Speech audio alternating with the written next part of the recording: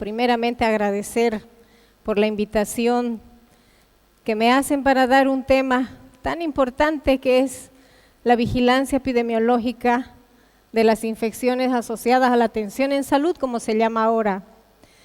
Muchas gracias a los organizadores y yo creo que son en estas instancias donde debemos hablar y debemos insistir en el tema de vigilancia epidemiológica.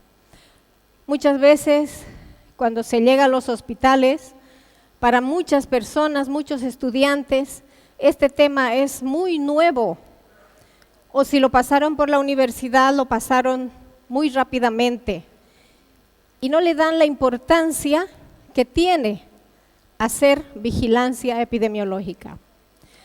No solo el personal que trabaja en un comité, no solo el personal que trabaja en una oficina de vigilancia epidemiológica puede hacer vigilancia epidemiológica. En realidad, todos los funcionarios hacemos vigilancia epidemiológica. Y más ahora, con los temas legales que tenemos en nuestro país, en todo lado. Entonces, la importancia de hacer una buena vigilancia epidemiológica. Entonces,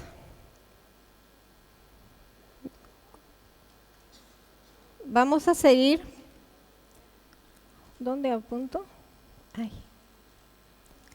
Vamos a hablar un poquito de lo que son las definiciones, la cadena de transmisión, los factores de riesgo en las infecciones intrahospitalarias o las infecciones asociadas a la atención en salud, las etapas de la vigilancia, por qué es importante implementar un equipo, un programa de vigilancia, cuáles son los resultados y las conclusiones.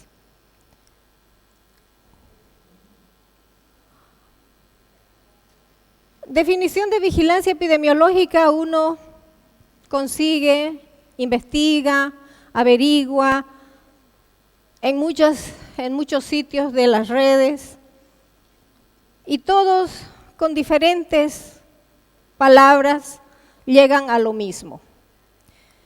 Vigilancia epidemiológica es información para la acción. ¿Por qué vigilamos? ¿Por tener un número? ¿Por saber los datos? ¿Por qué vigilamos? Es importante conocer los datos, pero ¿para qué los vamos a ocupar esos datos? Esa es la importancia de la vigilancia. La vigilancia tiene sus pasos, tiene sus procesos. No es solamente voy, miro y anoto. Entonces, ¿qué hago con esa información? ¿A quién sirve esa información? ¿Dónde debo hacer llegar esa información? Esa es la importancia de la vigilancia, ¿ya? Entonces, constituye un instrumento importante para identificar, medir, analizar los problemas de salud. Pueden haber problemas nuevos, como pueden haber problemas ya existentes. Si vamos a hablar de infecciones asociadas a la atención en salud, vamos a ver mediante la vigilancia que yo normalmente tengo cierto número de infecciones en cierto servicio, pero conforme hago la vigilancia, veo que esos datos, esas infecciones van aumentando. Entonces tengo que ver qué es lo que está pasando.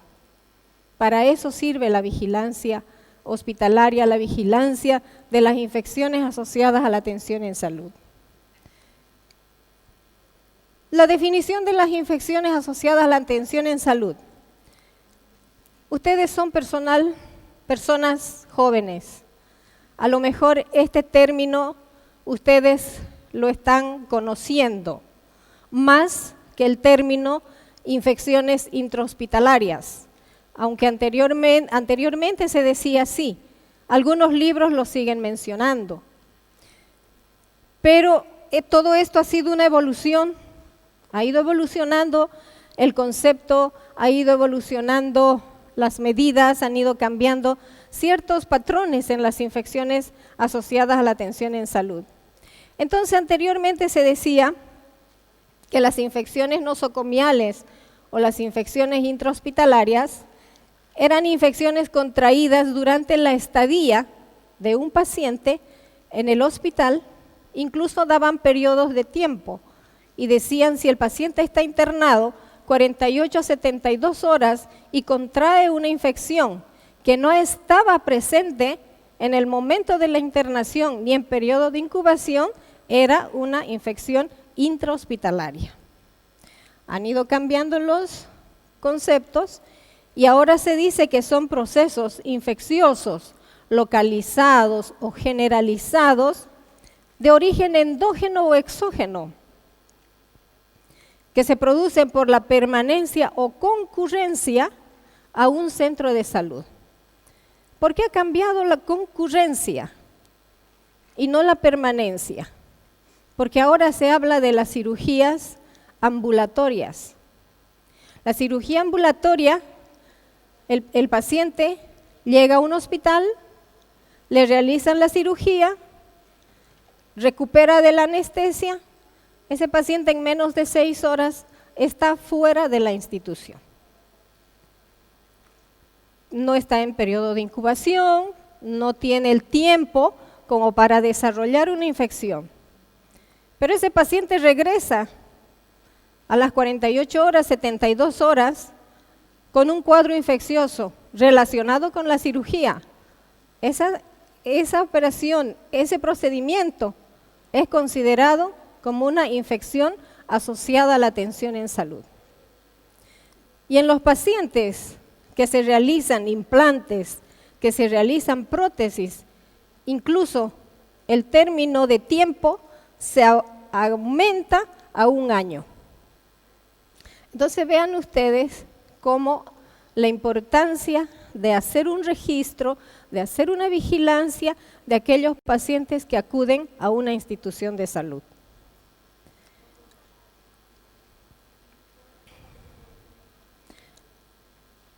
Vamos a hablar de la cadena epidemiológica que me imagino todos lo conocen, es para tal vez recordarles un poquito, que es importante tomar en cuenta cuando vamos a hacer vigilancia.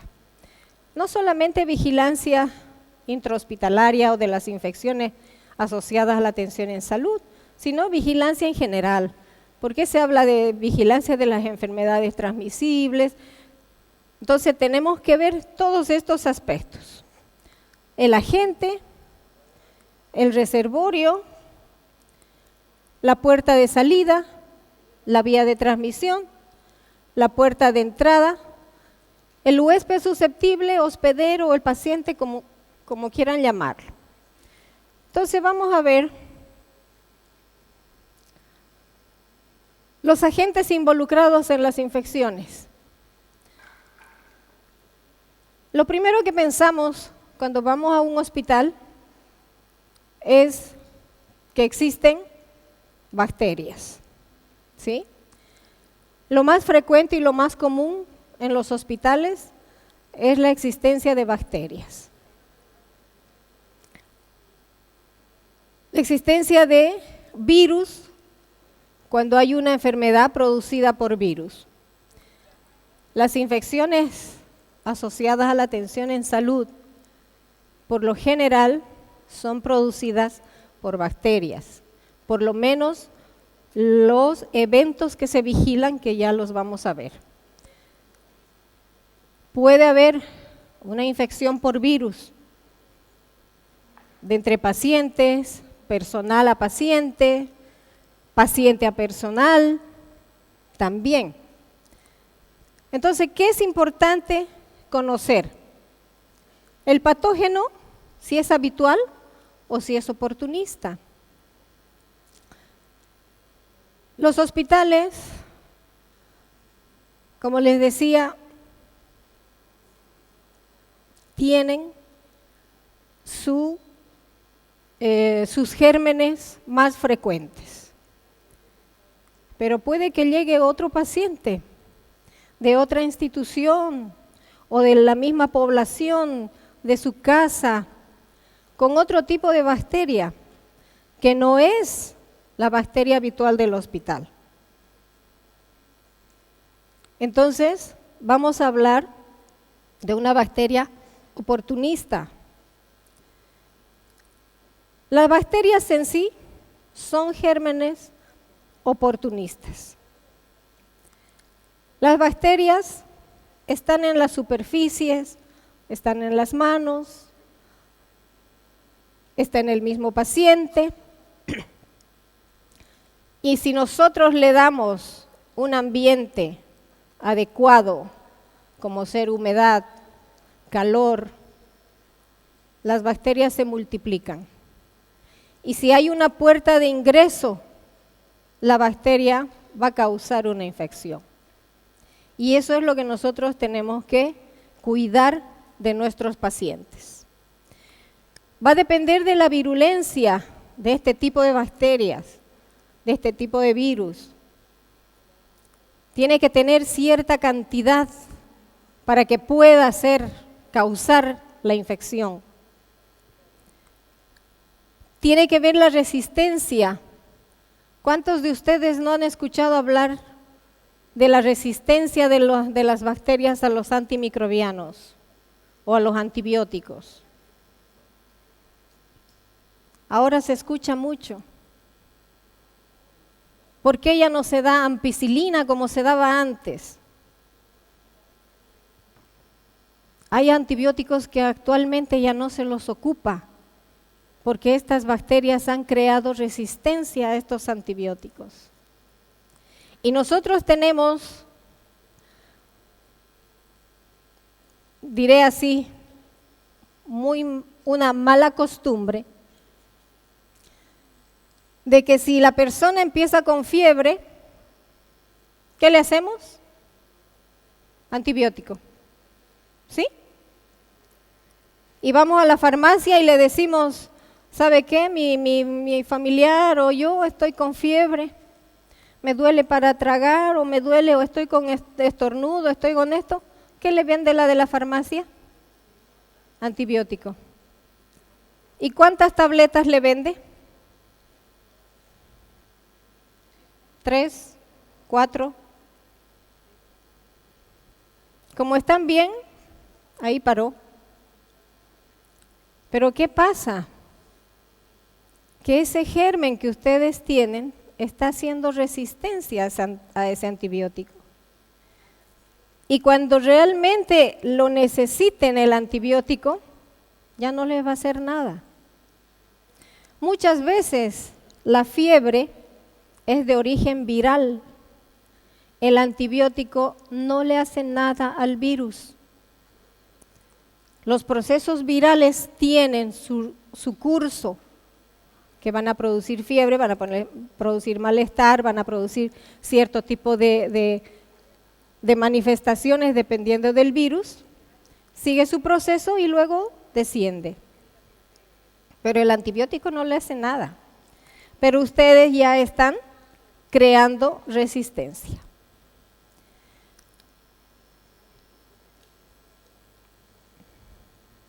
Los reservorios son lugares donde los microorganismos viven y se reproducen. Pueden ser reservorios animados, pueden ser inanimados. Animados tenemos a los pacientes, tenemos a las visitas, tenemos a las personas. Nosotros tenemos estafilococos en la vía respiratoria. Si bien es bueno para nosotros, puede que para el paciente que está inmunocomprometido, que está decaído, sea patógeno, sea virulento y le cause la infección. Y los objetos inanimados, el ambiente. Fíjense ahí, yo les puse una foto. En una unidad de neonatología. ¿Cuántas superficies hay aquí? ¿Cuántos lugares que nosotros en nuestro trabajo, en nuestro accionar, estamos tocando constantemente? Y son los funcionarios, es el personal de salud que transporta los gérmenes de un lugar a otro. ¿Cómo? ¿Cómo los transportamos? ¿No? Con nuestras manos.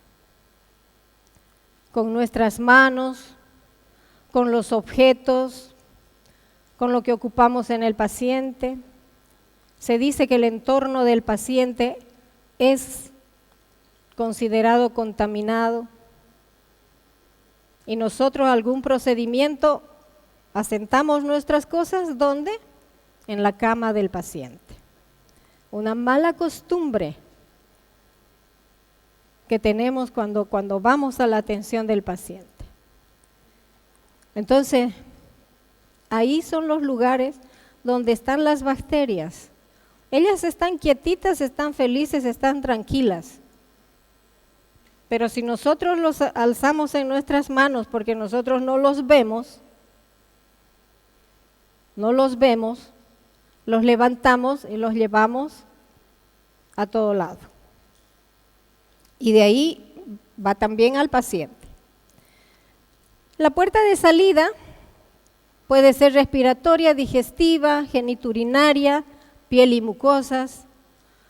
La respiratoria cuando tosemos, cuando estornudamos, cuando hablamos. Si estamos con la enfermedad, vamos a eliminar los gérmenes por la vía respiratoria. La vía digestiva lo mismo. Llegan nuestros niños con hepatitis A. La hepatitis A se transmite por vía digestiva. Geniturinaria, nosotros los pacientes con infección urinaria están eliminando los gérmenes por la orina. Cuando nosotros vamos a medir una orina del paciente sin el debido cuidado, no nos lavamos la mano, vamos y atendemos a otro, le estamos llevando el germen al otro paciente. Piel y mucosas.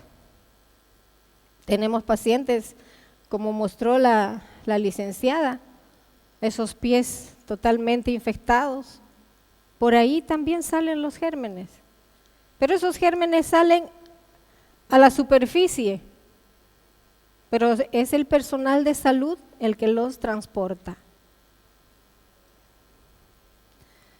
La vía de transmisión, se habla de la vía aérea, por gotitas, por contacto, y el contacto puede ser directo o indirecto.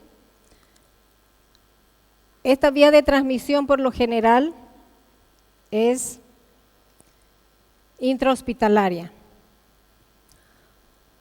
Y también se habla de una fuente común y de vectores, que por lo general son extrahospitalarias.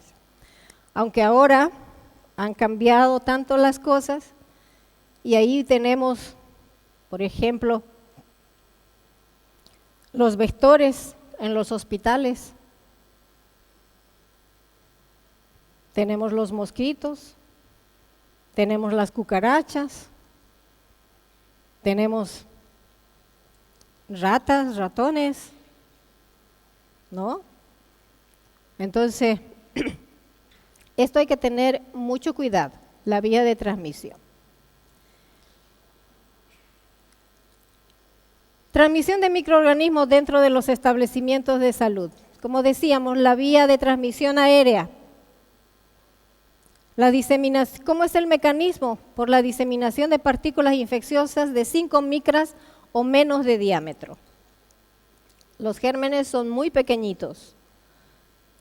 Y está dentro de estos microorganismos el Mycobacterium tuberculosis, el virus de la varicela zoster, el virus del sarampión.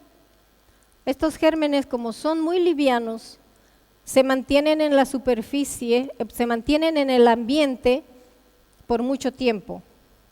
Y esa es la forma como ingresan al organismo de la persona que entra a una sala de aislamiento, por ejemplo, un aislamiento aéreo respiratorio, sin la debida protección. ¿Qué vamos a ocupar cuando entramos a una sala de aislamiento aéreo? ¿Qué es lo más importante?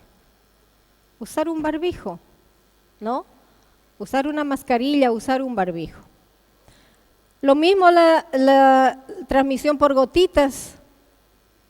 por el contacto de las mucosas de la nariz, boca o conjuntivas con partículas infecciosas de más de 5 micras de diámetro. ¿Por qué se dice que la influenza tiene 2 vías de transmisión? Que son la vía de transmisión por gotitas y por contacto. ¿Por qué? Porque este microorganismo, el virus de la influenza, es grande, es pesado. Entonces, este microorganismo no permanece mucho tiempo en el ambiente y cae a la superficie. Y nosotros vamos y tocamos al paciente, tocamos la mesita, nos tocamos la nariz, no nos lavamos la mano, vamos a contraer la enfermedad de la influenza. Están los adenovirus, el virus de la rubiola, la bordetela. Y de contacto, por contacto de la piel o mediante objetos contaminados de un paciente, como vimos anteriormente. ¿Cuáles son los microorganismos? El virus sincitial respiratorio, el rotavirus, las bacterias entéricas, las bacterias multiresistentes. Las bacterias no vuelan. Las bacterias se mantienen en las superficies y la principal vía de transmisión es por contacto. Y el Sarcoptosis escabei, ¿cuál es ese? Comúnmente llamado. El Sarcoptosis escabei. Ahora se ve muy poco, pero antes teníamos muchos pacientes, lo que nosotros llamábamos comúnmente la sarna, ¿no? Es un ácaro que muy contagioso. La puerta de entrada son las mismas que la de salida. La respiratoria, digestiva, geniturinaria. Cuando nosotros vamos a colocar un catéter urinario al paciente, si no nos lavamos la mano, si rompemos la técnica séptica, le vamos a poner una infección al paciente. Lo mismo piel y mucosas. Si vamos a tener salpicadura de algún fluido que esté con bacterias. Y el huésped. El huésped susceptible, los pacientes, nuestros pacientes que llegan al hospital. El paciente es un huésped susceptible y ya vamos a ver. ¿Cuáles son los factores de riesgo de las infecciones asociadas a la atención en salud? Existen 3. Los factores del paciente, los factores ambientales y los factores de la atención en salud. ¿Cuál es su importancia de cada uno? Los factores del paciente, ¿qué nos tiene que interesar del paciente cuando llega a un hospital? La edad. ¿Es un paciente prematuro? ¿Es un paciente de la tercera edad? Estas edades extremas son los más susceptibles de tener una infección asociada a la atención en salud. El género. Para algunas infecciones, el género es importante. Masculino, femenino. Las infecciones urinarias asociadas a un catéter urinario es mucho más frecuente en el sexo femenino que en los masculinos. Entonces va a depender del tipo de infección para que tenga importancia el género. Algunas enfermedades, algunas infecciones son más comunes en los masculinos que en femeninos. La desnutrición. ¿Por qué la desnutrición? Es un paciente que está con las defensas bajas. Un paciente desnutrido no tiene las defensas de una persona normal, de una persona con buen peso, de una persona. Entonces, son factores importantes que tenemos que tener en cuenta en el momento que vayamos a ver a nuestros pacientes, hacerles algo a nuestros pacientes. La enfermedad de base. La enfermedad de base, no es lo mismo un paciente diabético, un paciente obeso, que un paciente que no tiene estas enfermedades. De ya estos pacientes tienen su estado inmunológico alterado, que si nosotros no les vamos a poner atención, vamos a causarle una infección a este paciente. La severidad de la patología de base. Un paciente con una diabetes controlada que entra a una cirugía no es lo mismo que un paciente que llega con una diabetes descompensada. Se altera todo el proceso de curación de este paciente. El estado inmunitario, lógicamente, si es un paciente con un déficit inmunitario, un paciente inmunocomprometido, un paciente con una enfermedad sistémica, y va a ser agredido porque cuando entra al hospital, los procedimientos que le hagan, la mayoría son de tipo invasivo. Y es ahí donde nosotros llevamos la infección. Entonces, todos estos factores son importantes. ¿Y qué concluimos de los factores del paciente? Que son muy importantes cuando el paciente tiene una condición de riesgo y no podemos modificar. No podemos modificar la edad. Si es un paciente obeso que llega al hospital con un trauma, ¿vamos a esperar que enflaquezca para atenderle? No podemos modificar. Si es un recién nacido con bajo peso, ¿vamos a esperar que aumente de peso en la casa para atenderle? No. Entonces no podemos modificar. Son porcentajes variables de la población hospitalaria, lógicamente va a depender de qué tipo de hospital estemos tratando.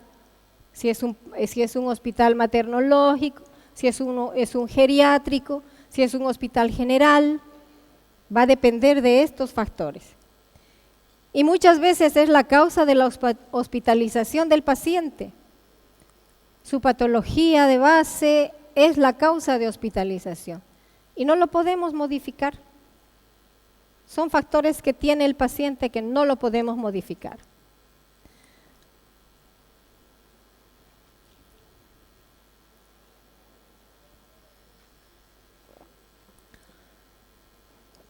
En los factores ambientales, como ya les decía anteriormente, tenemos en el hospital una carga bacteriana. ¿Cuáles son los microorganismos ambientales de mayor importancia en la prevención de infecciones? El Mycobacterium tuberculosis, el virus de la varicela, el virus del sarampión, de la rubiola. Nosotros tenemos que tener en cuenta que estos gérmenes están en los hospitales. En algún momento llegó un paciente con este tipo de enfermedad y si nosotros no vamos a tomar medidas de aislamiento con este paciente, vamos a ocasionar infecciones en los demás pacientes y también en el personal. ¿Cuál es el rol del aire? ¿Dónde es importante que el aire tenga ciertas características de recambio, que se llegue a purificar, como decimos, el aire en los quirófanos? Nosotros no vamos a tener hospitales estériles. Vamos a tener hospitales limpios y desinfectados, pero no vamos a tener hospitales estériles. Los quirófanos son áreas restringidas, son áreas que se tiene que tener cierta característica para que el aire del quirófano no sea un medio de contaminación para el paciente. Entonces tiene que haber cierto tipo de recambios de aire. ¿Por qué a los quirófanos se prohíbe que ingresen muchas personas? Por evitar la contaminación del ambiente. ¿Por qué se dice que el cirujano, que el ayudante, que la instrumentista, tienen que estar con el barbijo y hablar lo menos posible? Porque es importante el rol del aire. El aire se contamina con lo que nosotros estamos hablando. Pero ¿qué es lo que pasa? Que en los quirófanos es donde más se habla, donde más gente entra, donde más se hace todo lo contrario. La puerta del quirófano tiene que estar cerrada. Pero muchos cirujanos prefieren operar con la puerta abierta, que todos le miren, que todo esto. Entonces, esas cosas se tienen que ver cuando uno hace la vigilancia. Los lugares del aislamiento de transmisión aérea. El rol del aire es importante. ¿Qué es lo que tenemos que hacer en este ambiente de aislamiento? ¿Qué tenemos que ocupar? En los lugares donde se preparan soluciones parenterales, las soluciones de la nutrición parenteral, por ejemplo, la nutrición parenteral tiene que prepararse en un ambiente limpio, en un ambiente cerrado, bajo campana de flujo laminar. En muchas instituciones son áreas específicas donde no entra más que la que prepara la nutrición parenteral. Y tienen una ventana donde le proporcionan la lista de los medicamentos que va a tener la nutrición parenteral para todo el hospital. Nosotros no tenemos esos ambientes. En muchos hospitales se prepara al aire ambiente. Los que no tienen campana de flujo laminar lo preparan al medio ambiente. Y la nutrición parenteral es un medio sumamente rico para el desarrollo de las bacterias. ¿Cuál es el rol del agua? ¿Dónde es importante el agua que nosotros utilizamos en los hospitales? En las nebulizaciones, en las salas de hemodiálisis. El agua de las salas de hemodiálisis es un agua especial. No tiene que estar libre de pirógenos. Las nebulizaciones se tienen que hacer con agua estéril. Los humidificadores de los ventiladores tienen que tener agua estéril. Los lugares donde hacen balneoterapia, los lugares que tienen fisioterapia, tiene que tener su cambio del agua. No pueden estar todos los pacientes metidos en la piscina. Ahí es donde se tiene que hacer todos los controles del agua, controles microbiológicos del agua. ¿Cuáles son los microorganismos de importancia en las superficies? Las bacterias en general. En todos los hospitales tenemos Pseudomonas, tenemos Acinetobacter, tenemos Klebsiella, Staphylococcus. Todas estas bacterias nosotros los transportamos en las manos, en los fómites, en la historia clínica, en todo lo que hagamos con el paciente. Y los desechos clínicos, ¿qué es lo más importante? Todo es importante. No quiero decir con esto que no vamos a tener el debido cuidado en el manejo de los residuos hospitalarios. Pero ¿cuál es lo que más tenemos que tener cuidado en el momento de manejar, de manipular? El material cortopunzante. Porque es el que nos va a causar una lesión si no manejamos adecuadamente una aguja, un bisturí, una tijera, un vidrio roto. Y el material de microbiología, los hospitales que tienen los laboratorios que tienen la parte de bacteriología, las cajas Petri, antes de eliminar, se tienen que autoclavar. Son autoclaves especiales donde se ponen en las cajas Petri y se autoclava, se mata estos gérmenes, porque en la caja Petri, ¿qué crecen? Bacterias y todo tipo de bacterias.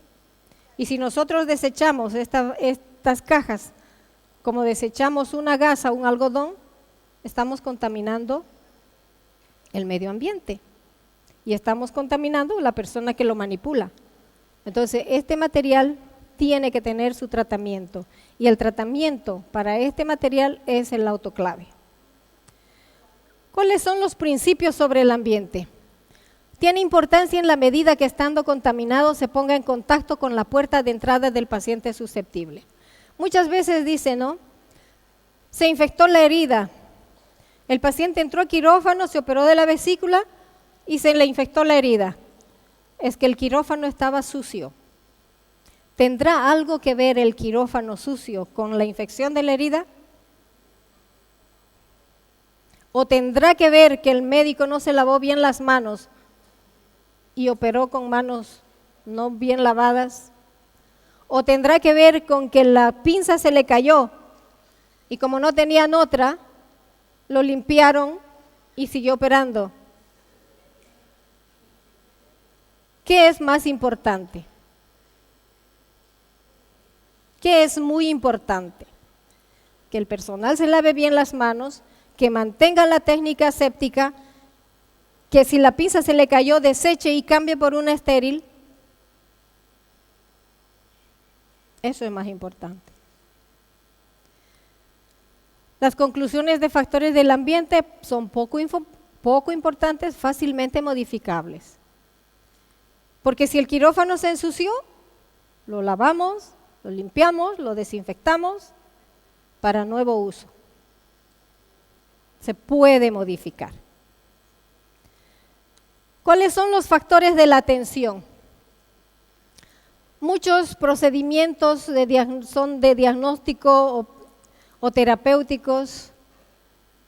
Vienen los pacientes a que se hagan un estudio para hacer un diagnóstico, muchos de tipo invasivo,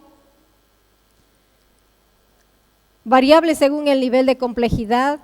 No es lo mismo un primer nivel que un tercer nivel, los procedimientos son diferentes, variable según las prácticas locales.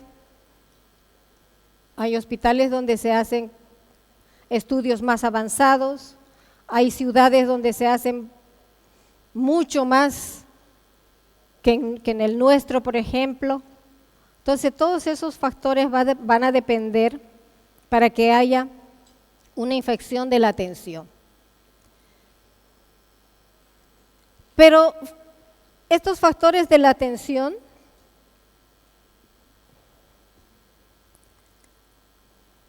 son muy importantes, son los más importantes y son modificables en gran medida.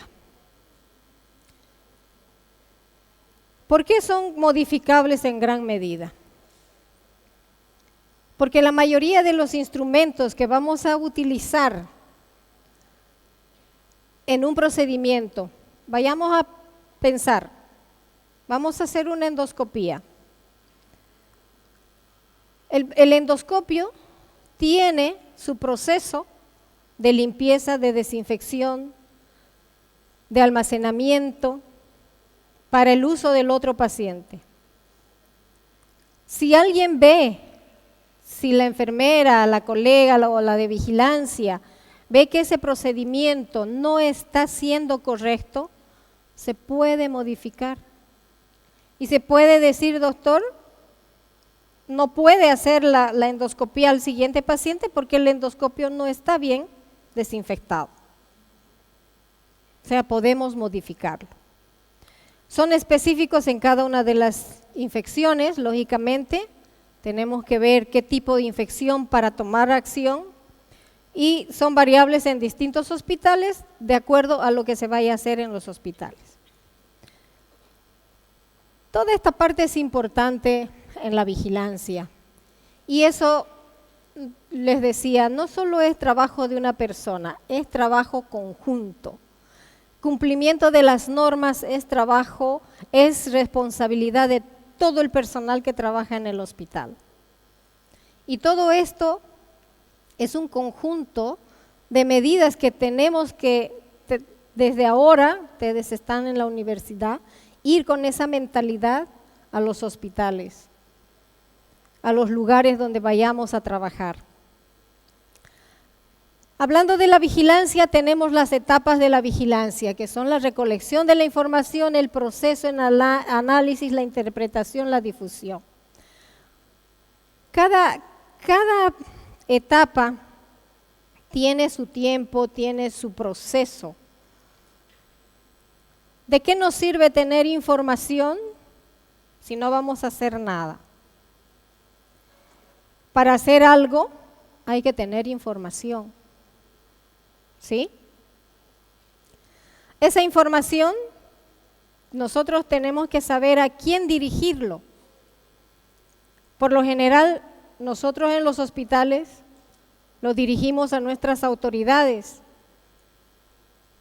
para que sepan qué es lo que está pasando en la institución, que nos apoyen en las medidas que vamos a tomar.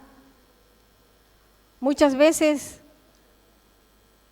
hay procesos donde necesariamente se tiene que cerrar un servicio, una sala, y hay situaciones en que no amerita. Para todo eso sirve la vigilancia epidemiológica. ¿Cuáles son los eventos que se vigilan en los hospitales? Las infecciones urinarias asociadas a un catéter urinario, la neumonía asociada a ventilación mecánica, la bacteremia asociada a un catéter venoso central, las endometritis posparto o poscesárea, la infección del sitio quirúrgico en las heridas limpias y en las cesáreas, la sepsis neonatal, son las de más importancia, la vigilancia de estos eventos en los hospitales. Y fíjense que todo va asociado. Una infección urinaria asociada a un catéter urinario permanente. ¿Por qué? Porque en el momento de colocar una sonda, un catéter urinario, es donde vamos a llevar la infección. Si no mantenemos esa sonda con toda la esterilidad hasta la bolsa recolectora, vamos a causar una infección. Lo mismo las neumonías. En el momento de intubar, entonces la vigilancia no solamente es en la instalación, es en el mantenimiento. Porque si bien el médico que coloca una vía central cumple con todas las técnicas, se viste como para entrar a quirófano, está normado, se lava las manos, todo estéril, todo esto. Pero ¿qué es lo que pasa? Que para colocar una inyección no hacemos la desinfección de la vía. O al cambiar el suero hemos contaminado el equipo. O sea, la importancia de la vigilancia, la importancia de mantener la técnica es desde la instalación hasta el retiro del mismo catéter. Y aquí un cuadrito de la vigilancia que yo realizo en el hospital, que yo trabajo, soy enfermera de vigilancia epidemiológica. Por ejemplo, es un cuadro de las neumonías asociadas a ventilación mecánica en la terapia intensiva. Ya entonces yo hago la vigilancia, veo mes a mes cuántos pacientes están expuestos al factor de riesgo, cuántos han tenido infección. Si yo veo que está aumentando, investigo qué es lo que está pasando. Saco las tasas,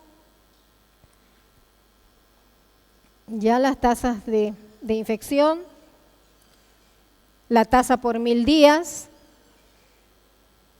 Esto es un ejemplo, pero yo vigilo todo el hospital, así que tengo muchos gráficos.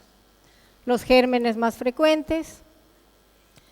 Y esto es un estudio que yo hice, de mi tesis, donde yo investigué los factores de riesgo de las infecciones urinarias en el servicio de medicina. Y en el análisis encontré algo muy interesante, que una infección urinaria, fíjense, una infección urinaria llevaba que el paciente se quede hospitalizado más de 20 días por una infección urinaria. O sea que si el paciente entraba por un accidente cerebrovascular o si el paciente entraba por otra causa y le instalaban la sonda y hacía una infección, ese paciente que tenía que recuperar de su enfermedad en 10 días, se quedaba 20 por la infección urinaria.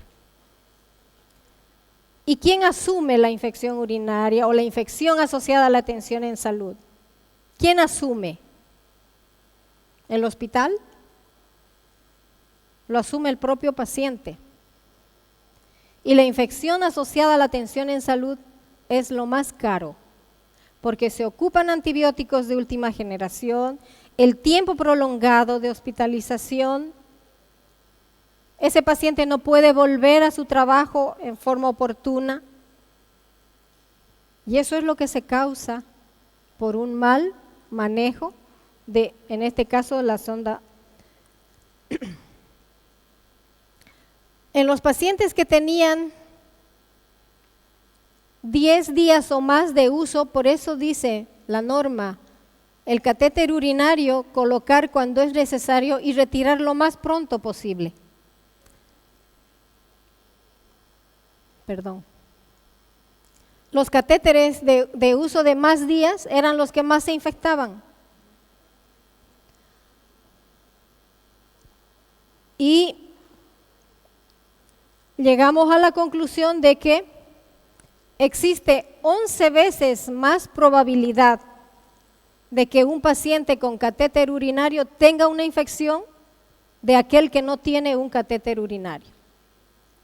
O sea, fíjense ustedes la importancia de cuidar, de manejar, de controlar un catéter urinario. Con todo esto, ¿cuáles son los motivos para establecer programas de vigilancia? Nos van a ayudar a establecer tasas basales. Tenemos que saber en la institución cuánto es nuestra tasa para decir si estamos con un posible brote o no. Reducir la incidencia de las infecciones siempre tiene que ser nuestra meta, que nuestro paciente en lo posible no contraiga una infección en el hospital. Establecer la eficacia de las medidas. Implantamos la medida, lávense las manos, usen material estéril, hagan todo. Tenemos que medir en qué circunstancias, en qué porcentaje nos ha servido tomar esas medidas. Podemos hacer comparaciones con otros hospitales siempre y cuando nosotros tengamos las mismas definiciones y tengamos las mismas características entre hospitales, porque no me voy a comparar yo con un primer nivel o con un segundo nivel, ¿no? Tiene que haber ciertas características para tener comparación. Nos sirve para detectar brotes oportunamente, para que no se nos mueran los pacientes por un brote que se desató en el hospital, para convencer a clínicos y gestores de determinados problemas. Y esto nos ayuda bastante porque nosotros podemos decir, este jabón no sirve, o estas toallas no sirven, o este equipo no sirve porque nos está produciendo infecciones, la gente no se está lavando porque les están produciendo irritación en las manos, tantas cosas que se puede hacer. Disponer de medidas de defensa frente a juicios o demandas. Como les decía, actualmente todo el mundo ahora está a la defensiva, todo el mundo quiere demandar a todo el mundo, entonces para todo esto nos sirven los programas de vigilancia. Como conclusiones, la vigilancia epidemiológica hospitalaria es fundamental para tener datos de las infecciones y tomar medidas. Los factores de riesgo del paciente y la atención son los más importantes.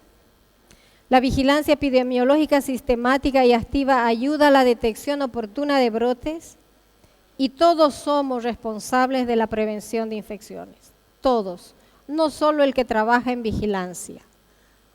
Todos, yo siempre les digo, desde el director hasta el que limpia, el jardinero es importante en la prevención de infecciones. Y para terminar, algo que decía Florencia Nightingale, puede resultar sorprendente que lo primero que haya que pedirle a un hospital es que no cause ningún daño. O sea, uno llega al hospital y no tiene que salir con su yapa. Si yo llego a operarme y tengo que irme en 24 horas, me iré en 24 horas, pero bien, para no volver después con alguna infección.